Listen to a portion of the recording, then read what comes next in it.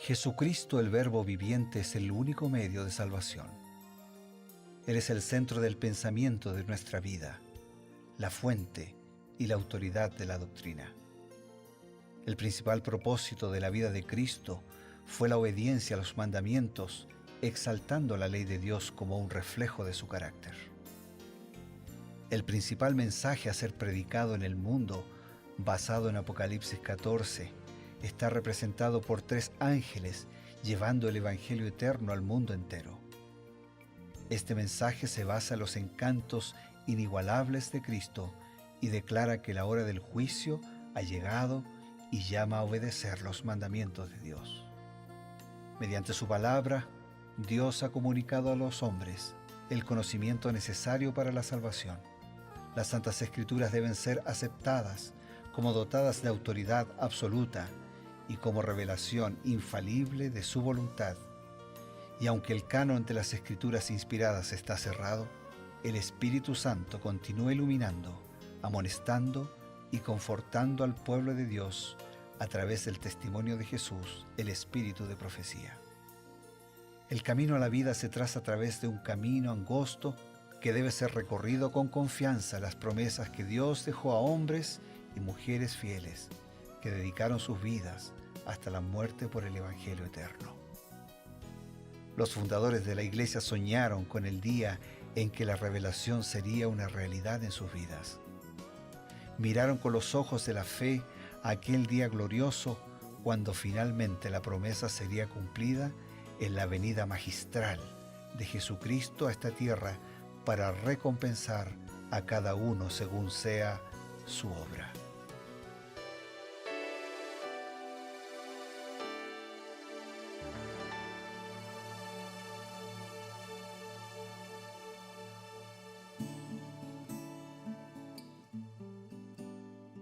Qué alegría, queridos amigos, tener la oportunidad de encontrarnos, como cada día, en su programa Creed en sus profetas, donde nos encontramos, nos congregamos para poder buscar los consejos de la palabra de Dios y además también el consejo inspirado del Espíritu de profecía que nos ayuda, nos alienta en este caminar diario. Creed en sus profetas justamente es el programa dedicado a la búsqueda, al estudio de la palabra de Dios y el espíritu de profecía. Para esta linda tarea nos congregamos en torno a esta mesa junto al pastor Bruno Razo. Gracias, Pastor Ever, con alegría, con gusto, con oración, con la alegría también de encontrarnos con amigos diariamente para profundizar el mensaje de la Biblia con los comentarios de Elena de Huay y algunas porciones seleccionadas de cada capítulo. Hoy, iniciando la parte más profética del libro de Daniel, Daniel capítulo 7. Daniel capítulo 7 es realmente es un capítulo interesante, profético, como ya mencionó. Hay la visión de 4 bestias, 4 animales, un poco llamativas, ¿no? Tenemos a un león. Para ilustrar reinos, sí, poderes, ¿no? Correcto, ¿no? Estos animales, hay mucho lenguaje simbólico, ¿no? Tenemos un oso, tenemos un leopardo con 4 cabezas y tenemos otro animal que es una bestia indescriptible, pero muy, muy temible. Esto está en paralelo con el capítulo 2, en realidad es una visión también histórica de los reinos, ¿no? Cada uno de estos 4 animales representan los 4 reinos históricos mundiales que acompañarían a todo el devenir del destino humano, pero después de ya no habría más una secuencia de reinos, sino que vendría en el capítulo 2, un reino nuevo, diferente, en base a la piedra que fue cortada no con mano. Y ahora aquí no hay una piedra, pero hay una escena de juicio en el cielo. Antes de eso, dice que a lo largo de estos reinos, dice que habían como una especie de conflagración bélica, porque dice, he aquí los 4 vientos del cielo, en el versículo 2, combatían en el gran mar, ¿no? Entonces tenemos allí la visión de los 4 vientos, que significan justamente conflictos, luchas, problemas políticos, mundiales, en diferentes lugares, ¿no? Es decir, de los 4 puntos cardinales. Ah, interesante que aquí en esta escena los 4 vientos, dice, están listos para comenzar, dice, combatían en el gran mar. Pero en otras visiones, estos 4 vientos son retenidos. Para el tiempo del fin, todavía esos vientos están retenidos. ¿Quién o qué retiene esos vientos? En el libro Maranata, el Señor viene, página 274, de paso ese libro nos presenta los eventos finales y el regreso de Jesús. Elena de White dice, los ángeles están hoy reteniendo los vientos de contienda hasta que el mundo sea advertido acerca de su inminente destrucción. Pero se está preparando una tormenta que se va a desencadenar sobre la tierra y cuando Dios ordene a sus ángeles que suelten los vientos, habrá una escena tal de lucha que ninguna pluma la puede describir. Así que de alguna manera, a través de los ángeles, es la intervención de Dios. Apocalipsis también dice que Dios va a intervenir antes que el hombre destruya la tierra. O sea que si Dios no actuara deteniendo la ferocidad del ser humano, el hombre se autodestruiría, ¿no? Así que quien sostiene los vientos por un tiempo es el mismo Señor a través de sus ángeles. Gracias, pastor. Muy clara la cita.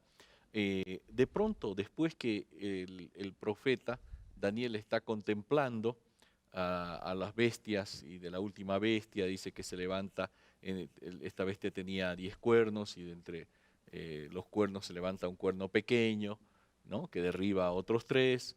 Y justo en el tiempo de estos poderes, de pronto cambia la visión y cambia como una especie de dimensión un poco más trascendente, ¿no? Y dice, estuve mirando hasta que fueron puestos unos tronos, ¿no? Mientras está este cuerno pequeño trabajando muy activamente, porque habla, dice, con... Ese cuerno pequeño es también un poder, ¿no? Es un poder, ¿no? El cuerno también es un poder.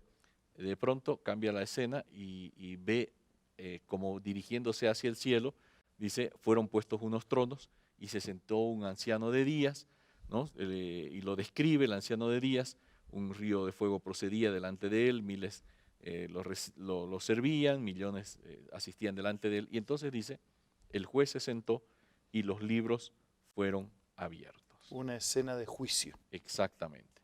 Ahora, ¿cómo nos amplifica Elena White esta escena? ¿Qué ocurre cuando esos libros son abiertos? En el libro En los lugares celestiales, página 362, leemos, ¿cómo no entendemos que lo más costoso del mundo es el pecado? Nos cuesta la pureza de conciencia, la pérdida del favor de Dios y la separación de nuestra alma de Él, y al fin el cielo. ¿Qué escena se presentará cuando comience el juicio y se abran los libros para testimoniar de la salvación o la pérdida de todas las almas? Se requerirá la infalible decisión de uno que vivió participando de la humanidad, amó a la humanidad, dio su vida por la humanidad para realizar la entrega final de las recompensas a los justos leales y el castigo de los desobedientes, de los desleales y de los impíos. Entonces, sí, toda esa escena de juicio es realmente impactante. Primero, porque será un juicio justo.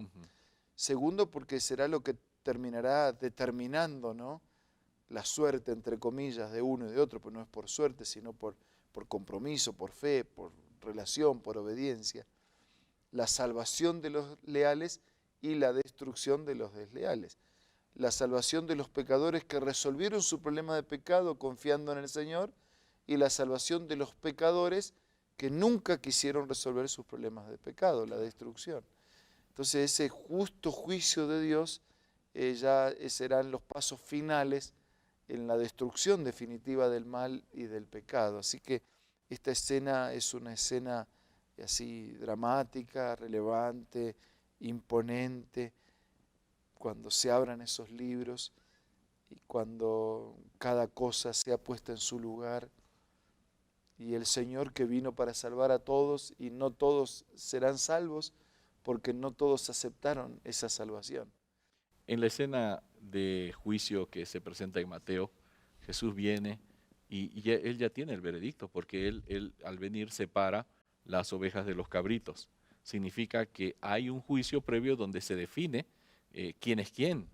No es que viene a debatir o a dilucidar aquí el Señor en su segunda venida, decir, a ver, vamos a ver quién es quién, sino que justamente esta escena de juicio es previo al advenimiento, porque cada destino tiene que ser decidido.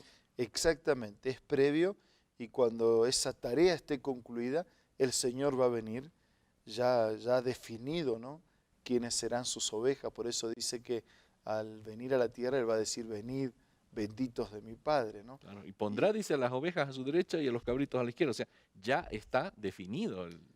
Está definido por la conducta, por la vida, por la fe, por el compromiso, por la lealtad del ser humano a través de los tiempos. Claro, qué bueno. O sea que esa entrega final, como dice la cita, de la recompensa, ya sea de los justos leales o el castigo de los desleales, prácticamente la escena de juicio de Daniel 7 nos está demostrando claramente que hay un juicio previo al advenimiento. Totalmente. Eso es lo que a veces algunos, que también merecen todo nuestro respeto, piensan que la recompensa acontece cuando una persona muere. Claro. ¿No? Entonces, cuando una persona muere, va a un lugar o a otro lugar de acuerdo a cómo vivió. Y entonces después el juicio. Entonces, ¿cómo va a tener la recompensa antes y el juicio después? Sería injusto, ¿no?, E ilógico. que alguien haya pasado en un mal lugar y después por el juicio determina que tendría que ir a otro lugar. Entonces, no, es primero el juicio y después la recompensa. Por eso no es cuando la persona muere que recibe la recompensa. La muerte en la Biblia es un sueño, es un estado de inconsciencia total, hasta que sean resucitados, ya sea para vida o ya sea para destrucción. Gracias, pastor.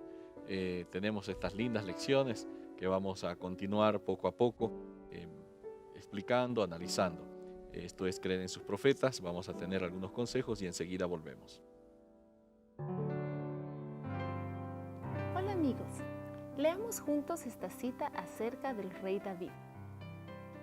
El amor que le inspiraba, los dolores que le oprimían, los triunfos que le acompañaban eran temas para su pensamiento activo, y cuando contemplaba el amor de Dios en todas las providencias de su vida, el corazón le latía con adoración y gratitud más fervientes. Su voz resonaba en una melodía más rica y más dulce. Su arpa era arrebatada con un gozo más exaltado, y el pastorcillo procedía de fuerza en fuerza, de sabiduría en sabiduría, pues el Espíritu del Señor lo acompañaba. Esta cita la encuentras en el libro Reflejemos a Jesús, que es parte de la colección de Elena G. de White, que puedes descargarlo de la aplicación en el App Store o en el Play Store. También puedes buscar estos libros en la página www.editorialaces.com. Amigos, retornamos y queremos ofrecerles una nueva invitación. Solo recordar la declaración de Jesús cuando dijera, no todo el que me dice Señor, Señor, entrará en el reino de los cielos, sino aquel que hace la voluntad de mi Padre. Que nosotros podamos no solamente en el canto, en la expresión, en la oración, hablar del Señor, sino que nuestra vida también armonice con la voluntad de Dios de tal manera que podamos ser parte del reino definitivo del Señor. Ahora vamos a orar. Querido Dios, gracias por el mensaje de tu palabra, gracias por tu misericordia para con todos nosotros, por el reino que nos estás preparando. Ayúdanos no solo a declamar que tenemos confianza en ti, sino a vivir confiando y obedeciendo. Lo pedimos, lo agradecemos en el nombre de Jesús. Amén. Amén.